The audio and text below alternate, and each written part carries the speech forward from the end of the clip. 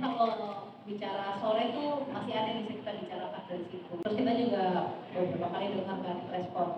Kalau kita baca media sosial, terus kemudian kita lihat juga jumlah penonton yang di web series masih tetap nambah. Tapi di sisi lain kita juga merasa masih ada yang bisa kita bicarakan lagi di film itu. Kalau tanya idenya udah mulai dari pandemi, tapi kemudian kita mulai cukup kuat intens mendevelop tuh sejak setahun yang lalu.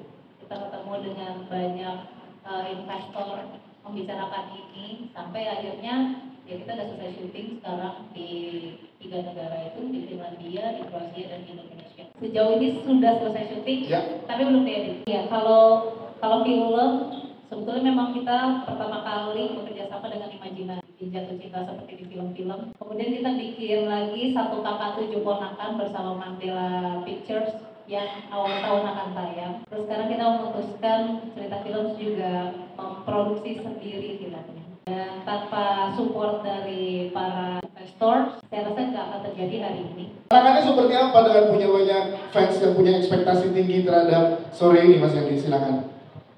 Oke. Sebenarnya pertanyaan seperti ini selalu muncul ketika yang saya buat tuh adaptasi, kayak Keluarga Cemara, Satu Kakak Tujuh Ponakan gitu, dan selalu ketika ditanya saya baru sadar harusnya punya tantangan. Maksudnya bukan berarti tidak memikirkan tantangannya, tapi rasanya saya paling takut membuat film atau bercerita kalau tidak punya kekhawatirannya.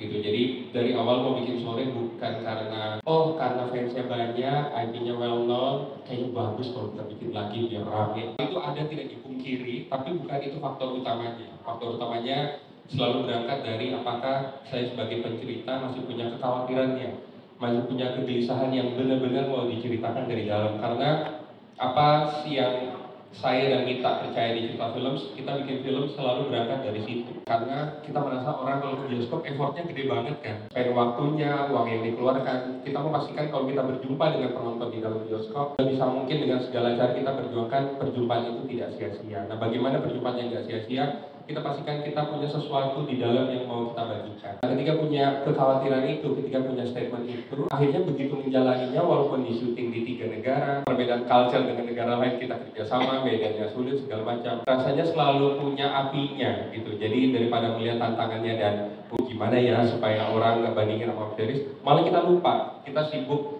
bersama Dion dan Sheila dan seluruh tim itu gimana fokus bercerita seefektif mungkin, sejujur mungkin, supaya kekhawatiran atau statement yang mau kita sampaikan dari awal itu tersampaikan shot by shot, selalu berusaha sejujur mungkin. Akhirnya kalau ditanya apa tantangannya, seperti biasa kita buat film kita sebelumnya, tantangannya adalah bagaimana bisa sejujur mungkin merasakan rasanya jadi Jonathan, sejujur mungkin gimana rasanya jadi Sore. Sore web series dulu saya buat waktu saya masih pacaran, belum nikah, dan Sore adalah romance pertama saya, cerita pertama romance pertama saya.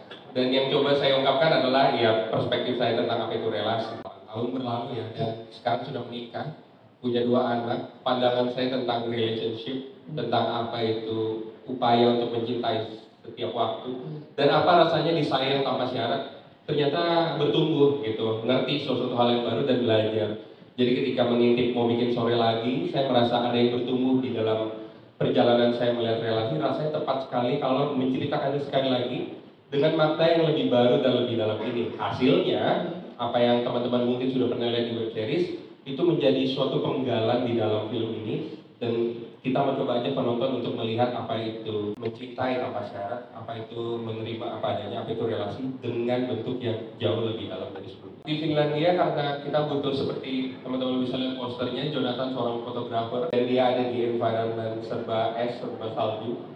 Kita membicarakan concern Jonathan sebagai fotografer, dia sedang mau membicarakan sesuatu di sana. Jadi sebagai penulis di tahap penulisan, saya sendiri takut ketika menulis punya scene Finland. Takut produser saya bilang, jadi ngapain kita punya scene banyak banget, negara banyak banget gitu. Tapi karena produser saya juga mencintai film dan suka dengan cerita, dia sendiri takut sama dirinya. Kita harus mewujudkannya ya, gitu. Jadi ya itu juga saya senangnya punya Mita. Dan akhirnya karena Mita melihat Finland tidak hanya sekedar estetis setnya, tapi juga penting sekali buat ceritanya apa nanti akan lebih lanjut, sehingga diwujudkanlah kita syuting di Finland, tapi juga tentu saja di Kroasia, kita cerita yang lainnya dan juga di Jakarta. Jadi setiap cerita, setiap tempat tidak hanya mengejar apa yang estetis, itu malah lebih bonusnya, tapi punya fungsi secara plot dan emosional terhadap cerita dan karakter. Saya tuh selalu paling takut kalau Yandi udah bilang gini, Mita saya punya ide. Saya langsung kayak takut karena saya takut suka terus sama bilangnya. Sikat deh. Jadi memang kenapa kita pilih Finland tuh bukan karena kita mau coba cari yang lebih dramatis atau apa. Ternyata along the way kita jalanin develop scriptnya memang kuat sekali. Menurutnya kita butuh plot itu gitu. Yes. Karena kuat sekali loh. Agak-agak sedikit syuting dengan tim yang sangat kecil sekali. Finland tuh sekitar 10 orang, semua saling bantu. Maksudnya nggak cuma saya sebagai produser doang gitu, atau jadi director doang, saling satu sama lain karena timnya kecil sekali. Dibantu dengan tim lokal dari Finlandia, 10-12 orang total. Terus kemudian pas kita pindah ke Kroasia, krunya lebih membesar sedikit, 34 plus dengan kru lokal dari Kroasia. Jadi memang secara produksi kami mendesainnya small team, intimate, tapi kita sudah melakukan scouting location sejak bulan Maret. Jadi memang kita mengkalkulasikannya baik dari kreatif maupun di produksi. Waktu kita datang ke bulan Maret itu, kita lihat lokasinya. Fungsinya bukan cuma untuk mengukur kemampuan produksi, tapi juga jangan-jangan Yandi ketika develop script, dia menemukan sesuatu yang menarik. Jadi ketika pulang ke Indonesia di bulan Maret itu, Yandi mencoba melakukan adjustment terhadap scriptnya, udah seperti dunia yang pernah kita kunjungi di Kroasia. Begitupun juga dengan produksi sudah bisa melihat dan mengukur kira-kira kita gimana ya mendesain ini supaya cukup presisi, nggak terlalu lewat dan tapi juga nggak meleset lah dari perkiraan kita.